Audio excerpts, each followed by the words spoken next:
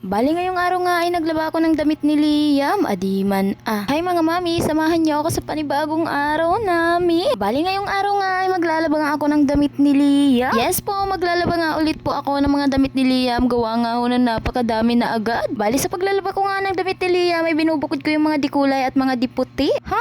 Diputi? What? Bale, sa mga oras na nga tayo nagising nga si Liam, kaya itinigil ko muna nga yung ginagawa ko. Sakto, at gising na nga si Liam, may bababa muna nga kami at bibili nga ako ng downy. Yes po, dinadowny ko po talaga yung damit ni Liam. Anong tawag doon? Del ba yun? Yung pangbata? Kung nakikita niyo naman sa video, ay talagang napaka-cute ng batang to. Talaga nakakasawa yung mukha. Ay hala, ako pala to.